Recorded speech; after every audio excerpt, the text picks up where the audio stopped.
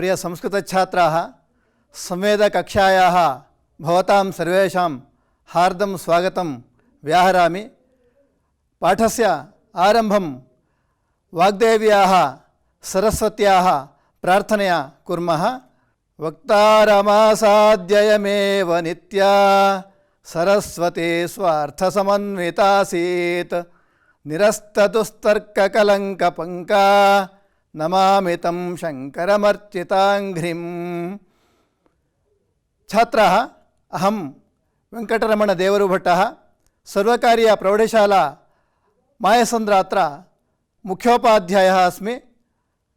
अद्य अहं भवतां सर्वेषां नूतनं सुमनोहरं सुन्दरं चित्ताकर्षकं व्याकरणभागं पाठयितुम् अत्र उपस्थितः अस्मि। छात्राः अत्र पश्यन्तु, सुन्दराणि चित्राणि वर्तन्ते। पश्यन्तु, मन्दिरम् अस्ति, देवः अस्ति, अन्तः भवनमस्ति, सुन्दरं भवनम् अस्ति, महिला अस्ति, सुन्दरी महिला अस्ति, गजः वर्तते, गजः आभरणैः अलङ्कृतः वर्तते, मार्गः वर्तते, मार्गः वृक्षैः शोभितः वर्तते। एवं सुन्दराणि चित्राणि सन्ति। पश्यन्तु, तत्र कः वैशिष्ट्यं किं स्यात्? देवालये देवः अस्ति, पुष्पेण अलङ्कृतः अस्ति, मन्दिरम् अस्ति, पुष्पैः अलङ्कृतः अस्ति, नारी अस्ति, नारी आभरणैः शोभते, गजः अस्ति, गजः सुन्दरवस्त्रेण शोभते, वृक्षाः सन्ति, वृक्षाः पुष्पैः सुशोभन्ते। पश्यन्तु, जगति सर्वत्र सुन्दरीकरणं दृश्यते, सर्वत्र जगति सुन्दरीकरणं दृश्यते। तत्र कारणं किं स्यात्? पश्यामः। पश्यतु, गृहम् अतीव सुन्दरं वर्तते। तत्र कारणं किं स्यात् इति चिन्तयामः चेत् अत्र नानावस्तुभिः अलङ्कारः कृतः वर्तते। इमे अलङ्काराः अत्र वस्तुनिष्ठाः भवन्ति। वर्णैः, वस्त्रैः, आभरणैः, पुष्पैः इत्यादिभिः अलङ्कारं कुर्वन्ति। अर्थात् किं भवति? अत्र शोभां वर्धयितुम् एते सर्वे उपयुज्यन्ते।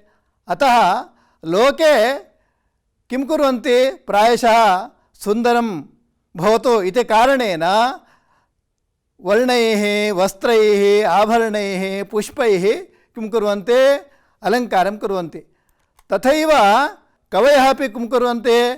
कविः स्वकर्म सुन्दरं कर्तुम् इच्छति। कविः काव्यं लिखति, कवेः कर्म काव्यं। सः काव्यमपि अतीव सुन्दरं कर्तुम् इच्छति। कथम् इच्छति सः? पश्यतु, सः अत्र आभरणादिभिः न करोति। कविः शब्दार्थैः सौन्दर्यं वर्धयति। यतः काव्यं पुष्पैः आभरणैः सुशोभते, परन्तु यदि शब्दार्थैः वर्णनं क्रियते तर्हि काव्यम् इतोपि सुन्दरं शोभते। अतः अद्य वयम् अलङ्कारविषये ज्ञातुम् इच्छामः। अहम् अद्य अलङ्कारविषये पाठं कर्तुम् इच्छामि। छात्राः श्रद्धया शृण्वन्तु। तर्हि को नाम अलङ्कारः? लोके यथा तथा शास्त्रे अपि वर्तते, काव्ये अपि वर्तते। तर्हि को नाम अलङ्कारः? काव्यशोभाकरान् धर्मान् अलङ्कारान् प्रचक्षते। काव्यशोभाकरान् धर्मान् अलङ्कारान् प्रचक्षते। काव्यस्य सौन्दर्यवर्धकः शब्दार्थव्ಯವಸ್ಥಾ अलङ्कारः। अर्थात् ಕಾವ್ಯದ ಶೋಭೆಯನ್ನು ಹೆಚ್ಚಿಸುವಂತಹ ಶಬ್ದಾರ್ಥಗಳ ವ್ಯವಸ್ಥೆಯನ್ನೇ ಅಲಂಕಾರ ಎಂಬುದಾಗಿ ಕರೆಯುತ್ತೇವೆ. ಯಥಾ ಆಭರಣೇನ ತಥೈವ ವಸ್ತ್ರಾದಿಭಿಃ ಮನುಷ್ಯಃ ಶೋಭತೆ, ತಥೈವ ಕಾವ್ಯಸ್ಯ ಶೋಭಾ ಶಬ್ದೈಃ ಅರ್ಥೈಃ च भवति। एवं तर्हि अलङ्कारः विषये वयं ज्ञातवन्तः। काव्यस्य शोभावर्धकाः अलङ्काराः। काव्यशोभा शब्देन अर्थेन च वर्धते। एवं अलङ्कारे द्विविधः वर्तते अलङ्कारः द्विविधः शब्दालङ्कारः अर्थालङ्कारः अलङ्कारದಲ್ಲಿ ಎರಡು ಬಗೆ ಇದೆ ಶಬ್ದಾಲಂಕಾರ ಮತ್ತು ಅರ್ಥಾಲಂಕಾರ ಎಂಬುದಾಗಿ ಕರಿತೀವಿ ಶಬ್ದಾಲಂಕಾರ ನಾಮ ಕಿಂ ಶಬ್ದಶ್ರವಣ ಮಾತ್ರೇಣ ಯತ್ರ ರಮಣೀಯತಾ ಅನುಭೂಯತೆ ತತ್ರ ಶಬ್ದಾಲಂಕಾರಃ ಪಶ್ಯಂತು ಶಬ್ದಶ್ರವಣ ಮಾತ್ರೇಣ ಯತ್ರ ರಮಣೀಯತಾ ಅನುಭೂಯತೆ ತತ್ರ ಶಬ್ದಾಲಂಕಾರಃ ಶಬ್ದವಿನ್ಯಾಸ ಕ್ರಮದಿಂದ ಕಾವ್ಯದ ಸೌಂದರ್ಯವನ್ನು ಹೆಚ್ಚಿಸುವಂಥದ್ದು ಶಬ್ದಾಲಂಕಾರ ತಥೈವ ಅರ್ಥಾಲಂಕಾರಃ ಅರ್ಥಾನುಸಂಧಾನೇನ ಯತ್ರ ರಮಣೀಯತಾ ಪ್ರತೀಯತೆ ತತ್ರ ಅರ್ಥಾಲಂಕಾರಃ ಇತಿ ಪಶ್ಯಂತು ಅರ್ಥಾನುಸಂಧಾನೇನ ಯತ್ರ ರಮಣೀಯತಾ ಪ್ರತೀಯತೆ ತತ್ರ ಅರ್ಥಾಲಂಕಾರಃ ಅರ್ಥದ ವರ್ಣನೆಯಿಂದ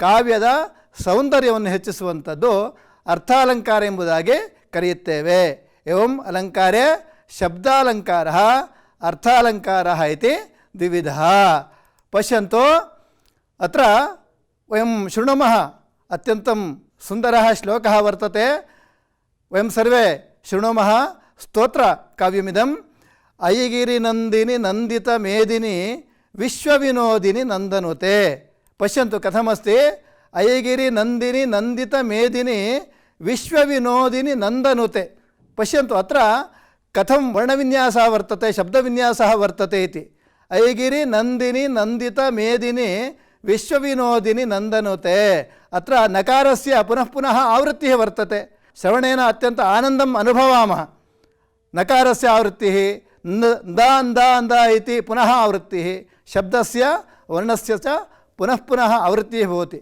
एवं शब्दस्य वर्णस्य पुनः पुनः श्रवणेन कर्णानन्दः भवति मानसिकानन्दः अपि भवति काव्यस्य शोभा अपि वर्धते अतः अत्र शब्दालङ्कारः अन्यदेकं पश्यामः उदाहरणं माहिषञ्च शरच्चन्द्र चन्द्रिकाधवलं ददि माहिषञ्च शरच्चन्द्र चन्द्रिकाधवलं ददि इति वर्तते पश्यन्तु अत्र दधि नाम मोसरु कन्नडभाषायां मोसरु इति कथयामः दधि इत्यस्य अत्र दध्नः वर्णनं वर्तते ಮೊಸರಿನ ವರ್ಣನೆ ಇದೆ ಹೇಗಿದೆ ಅದು ಶರಚ್ಚಂದ್ರ ಚಂದ್ರಿಕಾ ಧವಲಂ ದದಿ ಶರತ್ಕಾಲದ ಚಂದ್ರನ ಬೆಳದಿಂಗಳಿನಂತೆ ಶುಭ್ರವಾಗಿರುವಂತಹ ಮೊಸರು ಪಶ್ಯಂತು ಅತ್ರ ಅರ್ಥವರ್ಣನಂ ಕಥಮಸ್ತಿ ಅರ್ಥಶ್ರವಣೇನೈವ ಮಾನಸಿಕ ಆನಂದः वर्धते शब्दस्य श्रवणेन यथा मानसिकः आनन्दः वर्धते तथैव अर्थस्य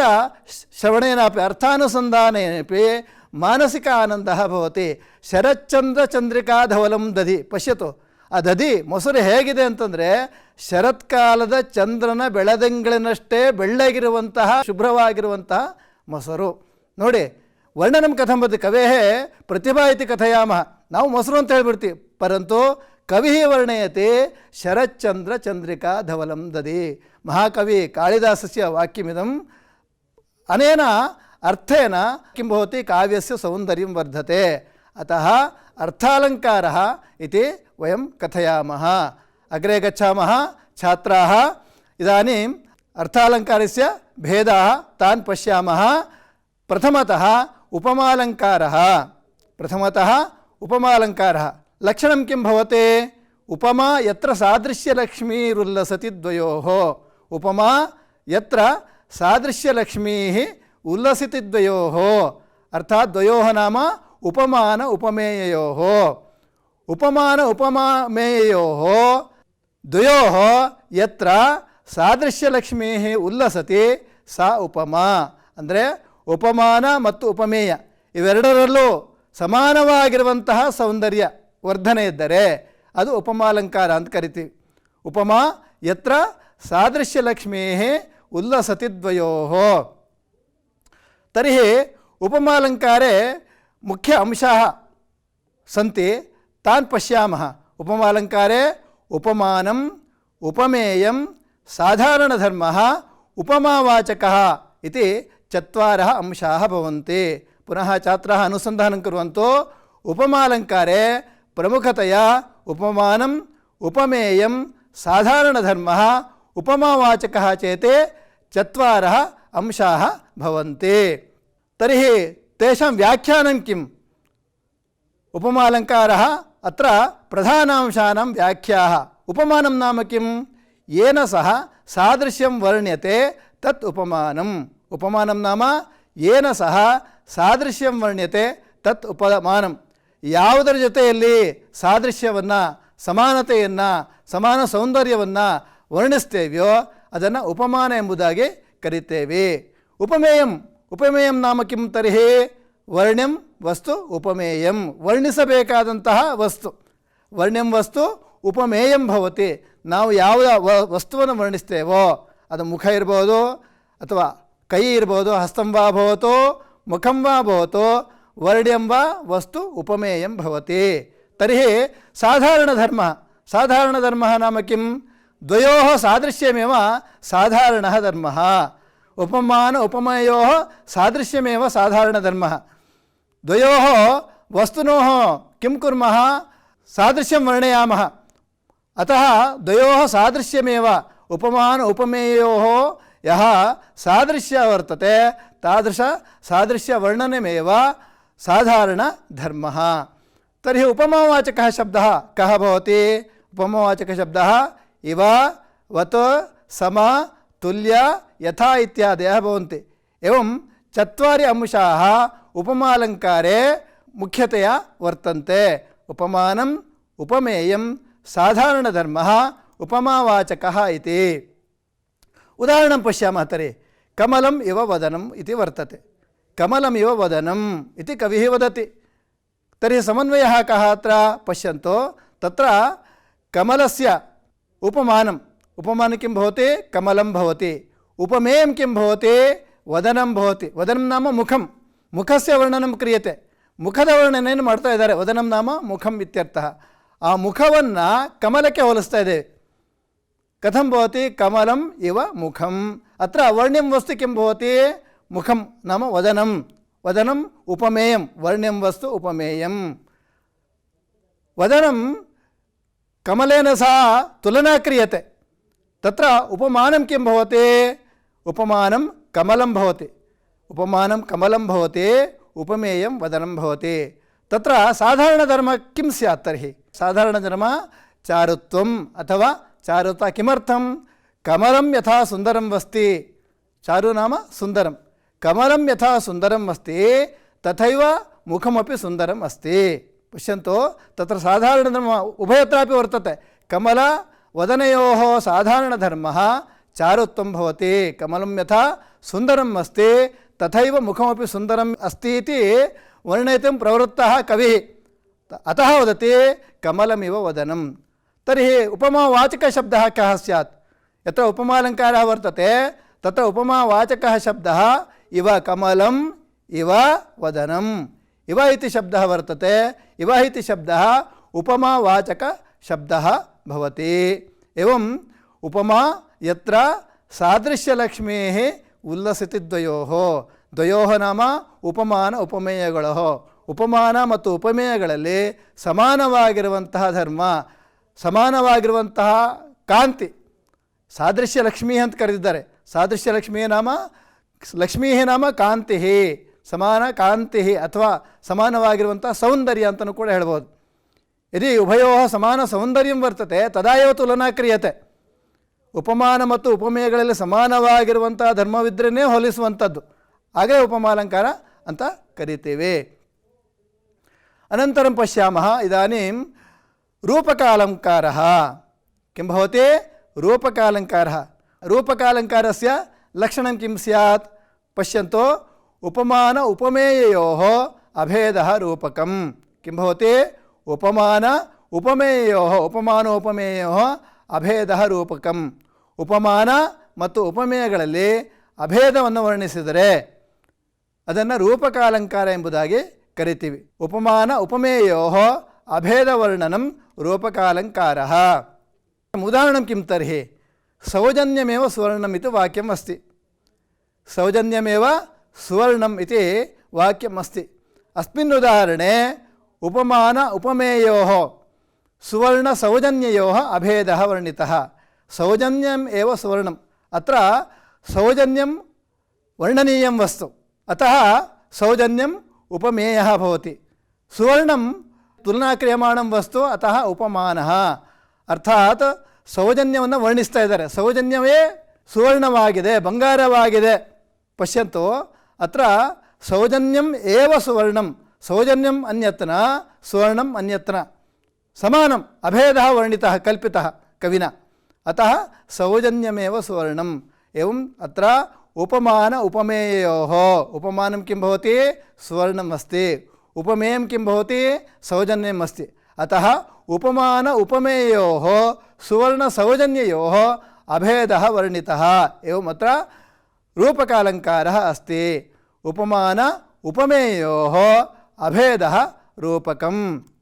छात्राः इदानीं रूपकालङ्कारस्य अन्यदुदाहरणं पश्यामः। अन्यदुदाहरणं वर्तते ज्ञानामृतं पीत्वा तुष्टः इति वर्तते। अत्र ज्ञानामृतशब्दः वर्तते।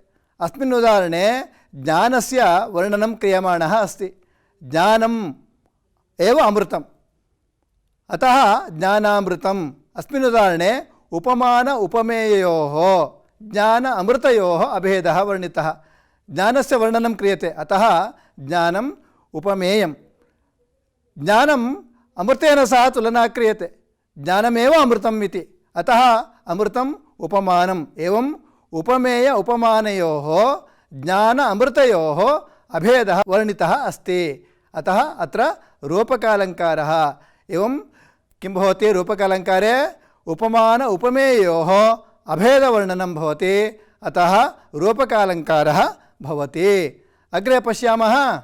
पश्यन्तु इदानीं श्लेषालङ्कारः किं भवति, श्लेषालङ्कारस्य वर्णनं क्रियते। तत्र लक्षणं किं श्लेषालङ्कारस्य, अनेकशब्दार्थविन्यासः श्लेषः। किं भवति, लक्षणम् अनेकशब्दार्थविन्यासः श्लेषः इति। एकस्य एव शब्दस्य अनेक अर्थवर्णनं वर्तते। ಒಂದೇ ಪದಕ್ಕೆ ಹಲವಾರು ಅರ್ಥಗಳಿರುವಂತೆ ಶಬ್ದವನ್ನು ವಿನ್ಯಾಸಗೊಳಿಸುವುದು ಶ್ಲೇಷಾಲಂಕಾರ ಎಂಬುದಾಗಿ ಕರೆಸಿಕೊಳ್ಳುತ್ತದೆ. ಒಂದೇ ಪದಕ್ಕೆ ಹಲವಾರು ಅರ್ಥಗಳಿರುವಂತೆ ಶಬ್ದವನ್ನು ವಿನ್ಯಾಸಗೊಳಿಸುವಂಥದ್ದು ಶ್ಲೇಷಾಲಂಕಾರ. ಏಕಸ್ಯೈವ ಶಬ್ದಸ್ಯ ಅನೇಕ ಅರ್ಥ ವಿನ್ಯಾಸಃ. ಮಕ್ಕಳೇ, ಸಂಸ್ಕೃತ ಭಾಷೆ ಎಷ್ಟು ಸುಂದರವಾಗಿರುವಂತಹ ಭಾಷೆ. ಶಬ್ದಭಾಂಡಾರ ವರ್ತತೆ ತತ್ರ ಅಮರಕೋಶಃ ಇತಿ एकः ग्रन्थः वर्तते। तत्र समानार्थकशब्दानाम् आवलिः एव वर्तते। सहस्राधिकशब्दाः तत्र उक्ताः वर्तन्ते। अमरकोशः अमरसिंहः इति लिखितवान्। तत्र अमरकोशे नानार्थवर्गः इति एकः प्रत्येकः वर्गः वर्तते। एकस्यैव अनेकार्थयुक्ताः शब्दाः तत्र उक्ताः वर्तन्ते। एवं श्लेषालङ्कारः, श्लेषालङ्कारः नाम अनेकार्थशब्दविन्यासः भवति। ಒಂದೇ ಪದಕ್ಕೆ ಹಲವಾರು ಅರ್ಥಗಳಿರುವಂತೆ ಶಬ್ದವನ್ನು ವಿನ್ಯಾಸಗೊಳಿಸುವಂಥದ್ದು ಶ್ಲೇಷಾಲಂಕಾರ ಎಂಬುದಾಗಿ ಕರಿತೇವೆ. ಶ್ಲೇಷಾಲಂಕಾರಸ್ಯ ಉದಾಹರಣಂ ಕಿಂ ತರ್ಹಿ, ಏಕಂ ಉದಾಹರಣಂ ಮಾಘೆ ಮೇಘೆ ಗತಂ ವಯಃ ಇತಿ ವರ್ತತೆ. ಮಾಘೆ ಮೇಘೆ ಗತಂ ವಯಃ ಇತಿ ವರ್ತತೆ. ಅತ್ರ ಮಾಘಶಬ್ದಸ್ಯ ಅರ್ಥದ್ವಯಂ, ಮಾಘಶಬ್ದಸ್ಯ ಅರ್ಥದ್ವಯಂ. संस्कृतमहाकविः माघकविः इति सः शिशुपालवधम् इति ग्रन्थं लिखितवान्। शिशुपालवधग्रन्थस्य माघकाव्यम् इत्यपि प्रसिद्धिः वर्तते। एवं माघशब्दस्य माघकाव्यं, माघकविना लिखितं काव्यं। तथैव माघ इत्यस्य माघमासः इत्यपि वर्तते अर्थः। अतः माघशब्दस्य माघकाव्यं माघमासः इति अर्थद्वयं भवति। एवं मेघशब्दस्यापि अर्थद्वयं वर्तते। मेघः नाम कालिदासकविना लिखितः ग्रन्थः वर्तते मेघदूतम् इति, अथवा मेघकाव्यम् इति प्रसिद्धं वर्तते। मेघः नाम संस्कृतभाषायाम् अभ्री इति वर्तते। एवं मेघशब्दस्य मेघदूतकाव्यमपि भवति। वयः इत्यस्यापि अर्थद्वयं, वयः इति पक्षीशब्दस्य अर्थः वर्तते। अस्मिन् उदाहरणे अत्र एवं यदि समन्वयं कुर्मः, अत्र माघमासे मेघमध्ये पक्षीगतः इति एकः अर्थः भवति। माघमासे मेघमध्ये पक्षीगतः, माघमासದಲ್ಲಿ ಮೇಘದ ಮಧ್ಯದಲ್ಲಿ ಅಂದರೆ ಮೋಡದಲ್ಲಿ ಪಕ್ಷಿ ಹೋಯಿತು इति एकः अर्थः। तथैव माघकाव्यस्य मेघदूतस्य च पठने आयुः एव गतः इति भवति। एवं माघकाव्यस्य मेघदूतस्य च पठने आयुः एव गतम् इति द्वितीयः अर्थः। एवम् अर्थद्वयम् एकस्यैव शब्दस्य अर्थद्वयं वर्तते। माघ इत्यस्य माघकाव्यं तथैव माघ इत्यस्य माघमासः इत्यर्थः। मेघशब्दस्य मेघदूतम् इति काव्यं, मेघः इत्यस्य अभ्रं मेघो वारिवाहः इति अमरकोशः वर्तते। मेघः इत्यस्य अभ्रं वारिवाहः इत्यादि अर्थाः भवन्ति। एवं माघमासे मेघमध्ये पक्षीगतः इति एकः अर्थः, अपरः अर्थः माघमासस्य मेघदूतस्य च पठने आयुः गतः इति द्वितीयः अर्थः भवति। अतः श्लेषालङ्कारस्य लक्षणं कथं भवति? अनेकार्थ पदविन्यासः श्लेषः इति कथ्यते। श्लेषालङ्कारस्य अन्यदुदाहरणं वर्तते सैन्धवमानय। सैन्धवमानय इति द्वितीयम् उदाहरणं भवति। सैन्धवशब्दस्य अर्थद्वयं वर्तते। सैन्धवम् इत्यस्य अर्थद्वयं वर्तते। अश्वः इति एकः अर्थः, तथैव लवणम् इति अपि अर्थः भवति। एवं सैन्धवशब्दस्य अश्वः लवणम् इति अर्थद्वयं वर्तते। समन्वयं कथं तर्हि पश्यन्तु। अत्र यदि युद्धसन्दर्भः भवति तत्र युद्धसन्दर्भे अश्वम् आनय इति अर्थः भवति। सैन्धवमानय इत्युक्ते युद्धसन्दर्भे किं भवति? सैन्धवमानय इत्यर्थे अश्वम् आनय इति अर्थः भवति। तथैव सैन्धवमानय इत्युक्ते भोजनसन्दर्भे किं भवति? लवणम् आनय। किमर्थं? सैन्धवशब्दस्य लवणम् इत्यपि अर्थः वर्तते। अतः भोजनसन्दर्भे सैन्धवम् आनय इत्यस्य लवणम् आनय इति अर्थः भवति। एवम् अत्र श्लेषालङ्कारः भवति। अनन्तरम् अनन्वयालङ्कारः। इदानीं पञ्चमः अलङ्कारः अनन्वयालङ्कारः अत्र भवति। लक्षणं किम्? उपमानोपमेयत्वं यदा एकस्यैव वस्तुनः। उपमानोपमेयत्वं यदा एकस्यैव वस्तुनः तदा अनन्वयालङ्कारः। उपमानम् उपमेयञ्च यदा एकम् एव वस्तु भवति तदा तस्य अनन्वयालङ्कारः इति वदन्ति। उपमानम् उपमेयञ्च यदा एकम् एव वस्तु भवति तदा तस्य ಅನನ್ವಯಾಲಂಕಾರಃ ಇತಿ ವದಂತಿ. ಉಪಮಾನ ಉಪಮೇಯಗಳು ಬೇರೆ ಬೇರೆ ವಸ್ತುಗಳಲ್ಲಿ ಇಲ್ಲದೆ ಒಂದಾಗಿ ಇರುವುದು ಅನನ್ವಯ ಅಲಂಕಾರ ಎಂಬುದಾಗಿ ಕರೆಸುತ್ತೆ. ಅಂದರೆ ಉಪಮಾನ ಮತ್ತು ಉಪಮೇಯಗಳು ಒಂದೇ ಆಗಿರುತ್ತೆ. ಏಕಸ್ಯೈವ ವಸ್ತುನಃ, ಒಂದರಲ್ಲೇ ಉಪಮಾನವನ್ನು ಮತ್ತು ಉಪಮೇಯವನ್ನು ಕಲ್ಪನೆ ಮಾಡುವಂಥದ್ದು. ಹಾಗಾಗಿ ಅನನ್ವಯ ಅಲಂಕಾರ ಎಂಬುದಾಗಿ ಕರೀತೇವೆ. ಏನು ಹಾಗಿದ್ರೆ? ಉದಾಹರಣೆ ಕನ್ನಡದಲ್ಲಿ ನಾವು ಹೇಳ್ತೀವಿ, ಅಮ್ಮ ಮಾಡಿದ ಸಾರು ಹೇಗಿದೆ. ಅಮ್ಮ ಮಾಡಿದ ಸಾರು ಹೇಗಿದೆ ಅಂತಂದರೆ ಅಮ್ಮ ಮಾಡಿದ ಸಾರಿನಂತೆ ಇದೆ. ಅಂದರೆ ಅದನ್ನು ಬೇರೆದಕ್ಕೆ ಹೋಲಿಸಲಿಕ್ಕೆ ಸಾಧ್ಯ ಇಲ್ಲ. ಇದನ್ನು ಅನನ್ವಯ ಅಲಂಕಾರ ಎಂಬುದಾಗಿ ಕರಿತೇವೆ. ಉದಾಹರಣೆ ಪಶ್ಯಾಮಃ, ಗಂಗಾ ಗಂಗೇವ ಪಾವನಿ. ಗಂಗಾ ಗಂಗೇವ ಪಾವನಿ ಇತಿ ವರ್ತತೆ. ವರ್ಣನಂ ಕೃತಮಸ್ತಿ. ಗಂಗಾ ಕಥಮಸ್ತಿ? ಗಂಗಾ ಇವ ಪಾವನಿ ಅಸ್ತಿ. ಗಂಗಾ ಹೇಗಿದ್ದಾಳೆ? ಗಂಗಾ ಅಂದರೆ ಪವಿತ್ರವಾಗಿರುವಂಥ ನದಿ, ಗೊತ್ತಿರುವಂಥದ್ದು ಪವಿತ್ರ ನದಿ. ಕಥಮಸ್ತಿ ಸಾ ಅಂತಂದರೆ ಗಂಗಾ ಗಂಗೇವ ಪಾವನಿ ವರ್ತತೆ.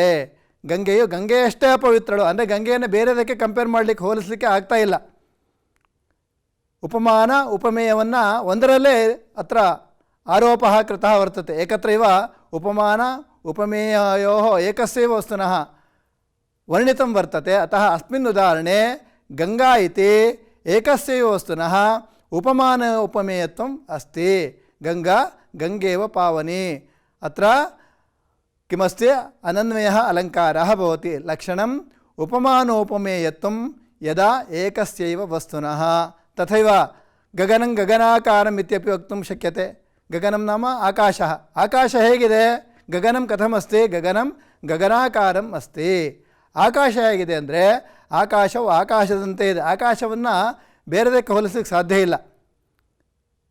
एवं किं भवति? अत्र अनन्वयालङ्कारः भवति. उपमानोपमेयत्वं यदा एकस्यैव वस्तुनः भवति.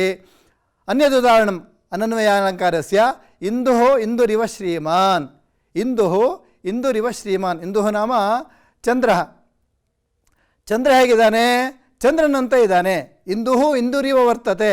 ಅಸ್ಮಿನ್ ಉದಾಹರಣೆ ಇಂದುಃ ಇತಿ ಏಕಸ್ಯೈವ ವಸ್ತುನಃ ಉಪಮಾನೋಪಮೇಯತ್ವಂ. ಇಂದುಃ ಏವ ಉಪಮಾನಂ, ಇಂದುಃ ಏವ ಉಪಮೇಯಂ.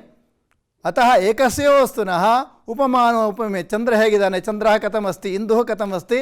ಇಂದುರಿವ ಅಸ್ತಿ ಇಂದು ಇವ ಅಸ್ತಿ ಚಂದ್ರನು ಚಂದ್ರನ ಹಾಗೆ ಇದ್ದಾನೆ ಅತಃ ಅತ್ರ ಕಿಂ ಭವತಿ ಲಕ್ಷಣಂ ಉಪಮಾನೋಪಮೇಯತ್ವಂ ಯದಾ ಏಕಸ್ಯೈವ ವಸ್ತುನಃ ತದಾ ಅನನ್ವಯ ಅಲಂಕಾರಃ ಭವತಿ ಏಕವಾರಂ अलङ्काराणां विषये वयं ज्ञातवन्तः एतावत्पर्यन्तम् अतः पुनर्मननं कुर्मः तत्र आदौ उपमालङ्कारः उपमालङ्कारस्य लक्षणं किं भवति उपमा यत्र सादृश्यलक्ष्मीः उल्लसितद्वयोः यत्र उपमान उपमेयोः सादृश्यलक्ष्मीः उल्लसति तत्र किं भवति उपमालङ्कारः भवति ಉಪಮಾನ ಮತ್ತು ಉಪಮೇಯಗಳಲ್ಲಿ ಸಮಾನವಾಗಿರುವಂತಹ ಕಾಂತಿ ಇದ್ದರೆ ಸಮಾನವಾಗಿರುವಂತಹ ಧರ್ಮ ಸಾದೃಶ್ಯ ಧರ್ಮವಿದ್ದರೆ ಅದು ಉಪಮಾಲಂಕಾರ ಅನಂತರಂ ರೂಪಕಾಲಂಕಾರ ರೂಪಕಾಲಂಕಾರಸ್ಯ ಲಕ್ಷಣಂ ಕಿಂ ಉಪಮಾನ ಉಪಮೇಯೋಃ ಅಭೇದವರ್ಣನಂ ಉಪಮಾನ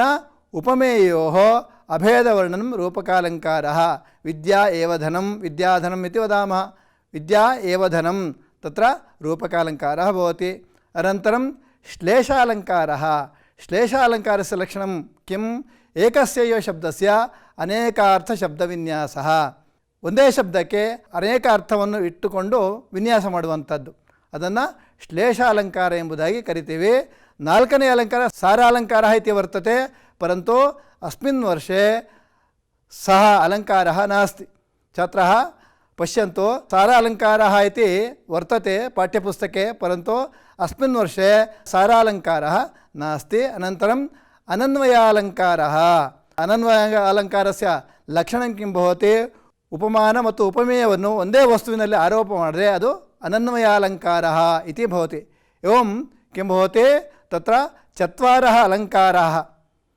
अस्मिन् वर्षे दशमकक्षाछात्राणां वर्तते उपमालङ्कारः रूपकालङ्कारः श्लेषालङ्कारः अनन्वयालङ्कारः इति चत्वारः अलङ्कारः अस्मिन् वर्षे दशमीकक्षाछात्राणां वर्तन्ते अग्रे गच्छामः अग्रे इदानीं पाठः समाप्तः गृहकार्यं पश्यामः अलङ्कारं समन्वयता अस्य पाठस्य अभ्यासभागे दत्ताः उक्तयः प्रश्नरूपेण भवन्ति यथा पूर्वं प्रदर्शितं तथा उत्तरं लिखन्तु प्रश्नाः वर्तन्ते वचनामृतं विद्या एव धनं मोदकैस्ताडय कादम्बरीरसज्ञानाम् आहारोऽपि न रोचते एवं तत्र गृहकार्यं वर्तते सर्वेषां शुभमस्तु।